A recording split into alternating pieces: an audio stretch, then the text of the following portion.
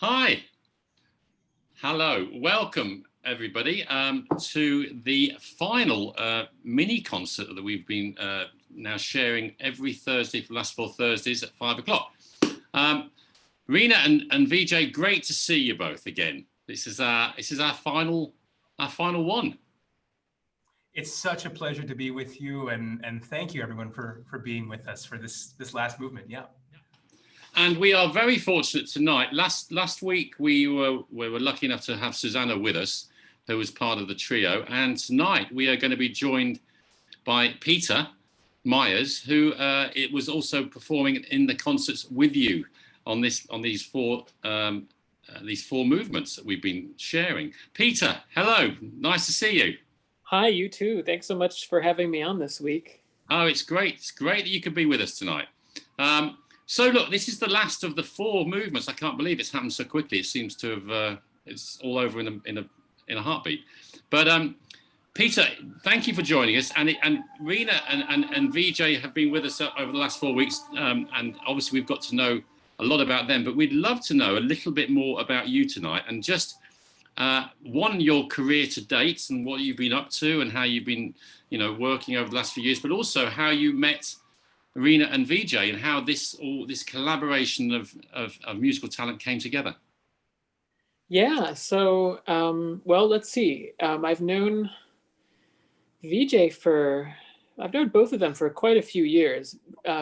Reena, I first played her string quartet, I think it was 2015. I think that's when we met. Yeah, and so that was a really great, I love playing Reena's music. So yeah, I was really happy when they asked me to do this concert and this recording a few months ago. And Vijay, also around the same time, I think, is when we started playing together. I used to live in LA. I used to sub with LA Phil, and Vijay was playing there then. And so we crossed paths quite often, I think, back then. So it's, and he's really, really wonderful to play with. So very quick ears and accommodating and terrific player. So yeah, it was a really, really fun and special event. I'm glad we got the recording done before COVID shut everything down. Yeah, and you're coming to us tonight from San Francisco, where have you moved there to San Francisco now from LA? Yeah. Now my main job is assistant principal cellist with SF Opera Orchestra. Right. So yeah, so I live here full time. Of course, there's not a whole lot of opera performing going on right now. Yeah. Fingers crossed that that'll start up soon. But yeah. So tell me a little bit more. You made the comment that you love playing Reena's music. So tell me, a little bit more about that. What is it about Reena's music you love? Yeah, well, I find it's very natural, musically natural, and it's very vocal. And especially as a cellist, the kind of what I aspire to in my playing is to kind of, in a sense, recreate the human voice as closely as possible. The warmth and the richness and this, as Vijay has been talking about, I think the space between the notes and it somehow, for me at least, and as a cellist and as a musician, Reena's music, it just feels so natural. It's very satisfying to play. I can find all kinds of color in it, and just a really warm voice. So yeah, it's very gratifying. It's interesting you talk about the voice, because over the last 3 weeks we've been listening and talking about how Reena creates the music, and one thing that was very, I didn't know, was that you actually you speak the music in a sense verbally as you're composing, which I think is I'd never thought of before. So this voice is very much part of the whole thinking in terms of your music. Yeah, I think, sometimes we're so limited by what we see on the page already existing. And for me, we have a notation system where there's dots and there's not anything really between the dots. And so sometimes I have to have a really different way of being and existing to be able to conceive outside of just those discrete places and try to think about what does that space in between look like. And for me, that is the human voice. And I mean, to Peter's point, I also also love Peter playing my music, because I feel like there are just some performers who intuitively understand what what that vocal quality is, and the kind of lilt of the grace notes and the way that things work in the music that I write. And from the beginning, from the first performance that Peter ever gave of my music, I was so blown away that he just naturally understood that. So yeah. Well, that's great. Peter. I was going to add, based on what you were just saying about the grace notes and the trying to get away from the mindset of being stuck at what's on the printed page. One thing I learned actually, and what's coming to mind is this last time when we recorded this, Reena's music, there are a lot of grace notes, the small notes written into it. And I remember coming in thinking, oh, should we put these before the beat, or are they supposed to be on the beat? Like, where are they in, like, mathematically in relation? And I think what I kind of realized as we were going is like, oh, maybe I'm thinking of this too vertically, and we should think horizontally and as a little expressive unit, not necessarily moored to something I see on the page. So that opened my eyes and ears a little bit. Yeah, yeah. Well, look, we're just about to see the fourth movement, and this is our final movement for this piece. Is there anything the three of you would like to say about it before we start? And just to say to everyone viewing that we will be, there will be a Q&A following the concert, which Peter and Reena and Vijay will be attending, and they will be able to answer any questions you have or any comments you've got to make about the movement. But is there anything the three of you would like to say about this movement before we watch it? I'll just say a little bit about the movement itself. You know, it's a close of a piano trio that's 31 minutes long. It's really epic. It took me, as I was saying before, 3 years to write this piece. And so you can imagine what it feels like to finish a piece like that. And I think, you know, for anyone especially listening who knows about Indian music and about Indian ragas, a lot of this, the second theme of this piece is in rag Charukeshi. And Charukeshi has kind of a dark side and a light side to it. And I use this rag a lot in my music, and I use the kind of dark side of it a lot. You know, I think a lot about grief. I think about loss. I think about, you know, just these very internal moments. And this piece is different because I think I look more into that light side that's a little bit more hopeful and a little bit more kind of looking towards what the possibility could be. So I'm excited, you know, for you to kind of listen with that in mind. Yeah, and one thing that's also very special about Reena is that she'll marinate in a specific raga for a long time. And so over the last year, I've actually gotten to know Charukeshi through the music that she's written for me in a number of solo violin works. You know, and you'll hear in this movement, I think we end triumphantly, we end with the joy, but after we end, there's kind of a shattering that happens. It's kind of like we're suspended and we're left with the aftershock of the explosion of the arrival of this movement, but things aren't quite over yet. And with that, I am so excited to hear this movement, but to also hear your questions and comments and reactions. Excellent. Well, look, we'll start the concert, but before we do that, on behalf of the Wallis Centre for Performing Arts, I just want to thank you, Reena, for this beautiful music, Vijay, Peter, and Suzana, who was with us last week, for creating these 4 mini concerts for us and to share with our audience. It's been a joy, obviously, from my point of view, to talk to you as well. And your energy, enthusiasm, and passion is just invigorating. So I want to say thank you very much to all of you. And let's start the concert. And remember, there will be a Q&A once we finish. Thank you very much.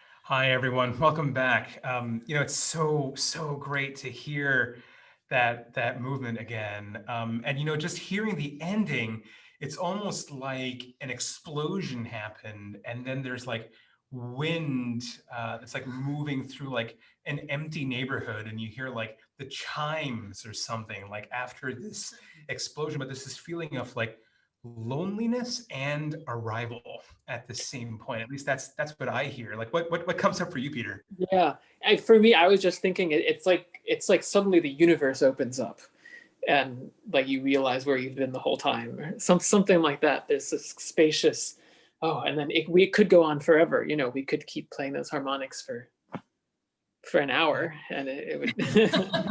I think that's kind of the implication, is that it continues, right?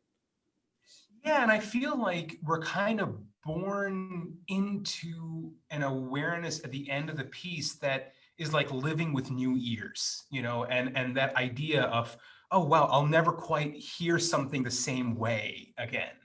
And that for me is kind of like what's so beautiful about playing chamber music. And it was such a delight to play chamber music with you and with Suzana, because I think we were always having a conversation about how we were listening to each other.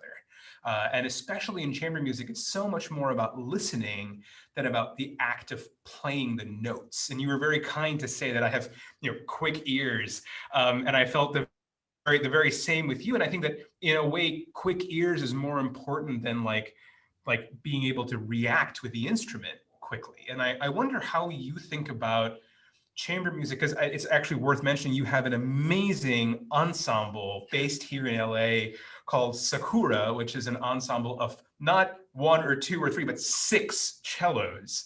And you are a consummate chamber musician. I just wonder if you could tell us a little bit about what it's like, to play chamber music, where your love of chamber music comes from, and then maybe a little bit about Sakura.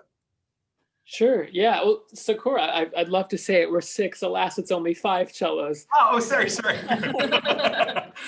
The more, the better. But yeah, I mean, for me, my whole life, chamber music has been, my kind of artistic, the core of what I think probably for most musicians, chamber music is really where your heart lies.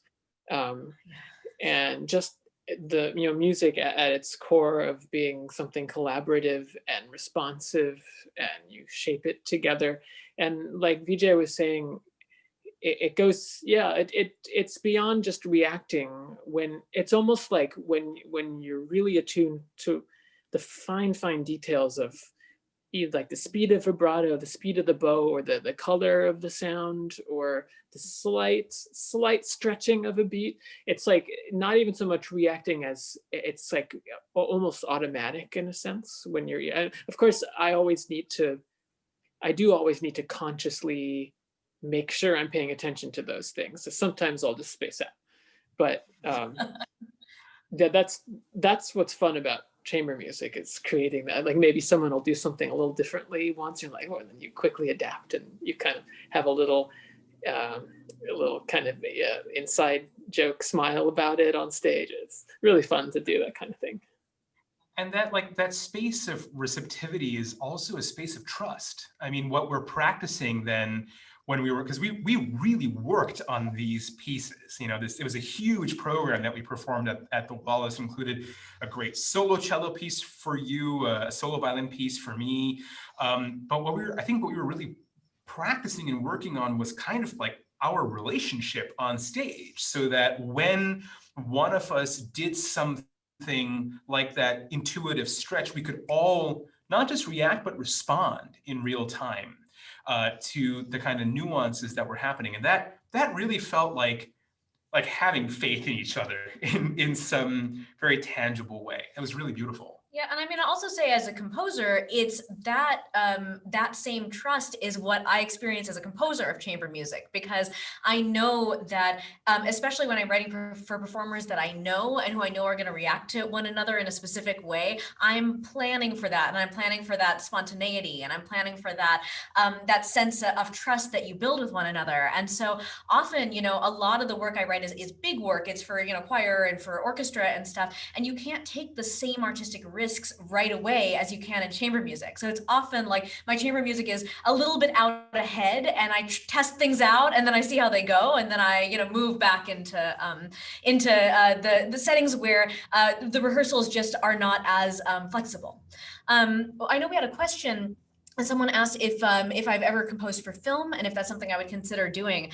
It's interesting. I am from Los Angeles, so I grew up here, and one of my first teachers was a composer in the film industry, and I think I was always very aware at a young age that film was an option as a composer. And admittedly, I decided that I wanted to go the concert music route just because that's how my life worked. But over the years, I have scored a number of short films, and I love the process of doing it. I just haven't really crossed over into that genre yet, but I'm always open to it. Yeah. I have a question for you, Peter, that might be, well, I hope it's not too personal, but one thing I love about encountering you whenever we get a chance to make things together is to see the number of stickers on your cello case, because you have stickers from every single place you've traveled all over the world. I think at one point you were in Mongolia playing, and you had taken your cello with you. That might have been when we were subbing at the LA Phil. But I wonder if you can talk a little bit about your journey, specifically your journeys of making music, where you encountered playing music that was beyond the Western tradition, and kind of how that language of making music, I think in Pakistan, if I'm not mistaken, did that influence how you started to approach not only Reena's music, but also Western classical music as well? Well, I think so. I mean, since you mentioned my case, I may as well show it off. I have it. I'm trying. The camera's not the right dimensions here, but they're all my country flags. My Pakistan flag, which is right there. Yeah. Yeah, I mean, it's funny when you mentioned that. You reminded me about Pakistan yesterday, and I don't think I'd made that connection in a couple years that, I mean, I think, so when I was there, I was playing with local musicians, including traditional Hindustani musicians. And so that was really, really cool, eye-opening. And I'd never really heard a tabla close up. That was so cool. I mean, it's like just the number of sounds that can come out of that instrument. It's really amazing. I tried to play it and I couldn't even begin to make like the slightest. It's really hard. Yeah, so I mean, it must have kind of seeped in somehow. I wasn't like consciously drawing on that experience, but I suppose it must have informed in some way. But of course, I mean, again, when I approach music, music is still music, and I guess whatever's been seeping in my brain, I try to come at it, from an original perspective, rather than. But I don't know. Now I'm rambling on, but yeah. Well, I wanted to welcome any, questions, but even thoughts, reactions. It's been so wonderful to talk to all of you as an audience, because sometimes you might just write in. I think someone wrote in last week during the third movement that it kind of felt like swimming, like there was something that you were feeling as you heard the piece. So if there's any thoughts or images that came to your mind as you heard that, we'd of course love to hear what they were, and you can type them into the chat, as well as any questions you have. But Peter, you also said something about playing this piece, which I agree with, which is that it's so satisfying. And one of the things that really exists in the trio repertoire is when the cello and the violin can play on our upper strings and really, like, for lack of a better way of saying it, like milk it, just really give it all the juice, and it's just luscious when we can play that way. But one thing that happens in a lot of the piano trios of Brahms is that the cello will be playing on the uppermost string and the violin on the lowest string. And there is this mix of timbre where we're actually playing notes in a similar range, but because the cello's range is kind of piercing through and the violin's range is kind of covered, there's such a mixture of color and timbre and texture. And that's exactly what Reena does in the beginning of what she said, this middle section, the Charukeshi section of this raga, where you're playing on the upper string, I'm playing lower. And maybe we can talk a little bit about that balance. And why did you choose to write in those registers? Was that conscious for you? Yeah, I think you're talking about right when that first theme kind of cracks, and then this little kind of ray of light comes through. And for me, I wanted the cello and violin to be able to talk to one another and talk to one another very intimately. And so I thought there are a few notes that they share that are just in their first position kind of range in there, and it's kind of around that middle C area. And I thought, okay, if I can just get them to just meet one another there, that feels like this intimacy, that they're playing literally the same notes. And then they kind of they go outward from there. But yeah, just the beginning of that meeting point, I thought was so important. Yeah. And then there are actually even places where the violin is playing in a lower register than the cello. And that kind of changing of roles is kind of incredible too. And I wonder if there's any other images or thoughts that came up for you in those sections, or what it was like to just, like, what is satisfying about playing this stuff? Well, like you said, that is interesting that you brought up this register thing in this particular spot, because the violin in the low register on the G string is so like nice and throaty, and that's at those same pitches, the cello is quite bright and singing. So yeah, that it's almost like two characters weaving around each other the way it's written. Yeah, I don't know if I don't know how to put it into words. There's something about just how the music flows and how it's phrased, and things we can do with the color of the vibrato, and it's also like a big one is sliding between notes, trying to think as many different ways of sliding between two notes as you can. This Reena's music gives so much opportunity for that. and it suggests like so many colors come to mind when I was practicing it on my own. I was like, oh well, the harmony changes here. Ooh, this could be more intimate, or this could be a surprising, different kinds of character. There's just so much that is suggested. I think you can go into a lot of depth. One of the things that I think that I've kind of tried to achieve with this piece, sometimes people ask me, why is it just called piano trio? People are like, doesn't it have a name? Like, don't the movements have names? And, when I wrote this piece, I wanted to kind of respond to the tradition of, hundreds of years of piano trios that were called piano trio. And so I wanted it to just be another thing in that tradition. And I think I care a lot about performers that I know are coming from a really deep grounding in Western classical music. I want the music that I write to feel very satisfying to people who love to play Schubert, for people who love to play Mozart or Debussy. And so I think about that when I write and think, what is the feeling? How is it going to feel when this person puts their hand on the fingerboard and vibrates? What is that going to feel like? And so I try to come from that perspective to make it as satisfying as possible. And then, we have a beautiful comment in the chat from Linda DeBon, who talks about how this music at times sounded like peaceful water flowing, and other times like a storm at sea, or like sunlight startling us. And I feel like you're responding in a kind of poetry, Linda. That's exactly the kind of response that kind of makes us feel so validated as musicians, that we want to engender exactly that kind of response in an audience. And everyone can have a different kind of experience, no matter who they are or where they are. And so with that, I'm sure we could continue talking forever. But Peter, we want to thank you so much for joining us today. Is there anything that you'd like to close with, or anything that you'd like to say as we kind of wrap up here? Oh man, I mean, I could keep talking about the piece. I'll leave it with you yeah. But thanks so much for, it's really just a joy to play, Reena, to play your piece, and to play with you, Vijay, and with Suzana, and also to talk about it. The music gives a lot of, satisfying to play, but satisfying to talk about too. It's somehow, it's very direct, and I don't know, it's fine, very a natural kind of music. So. Yeah.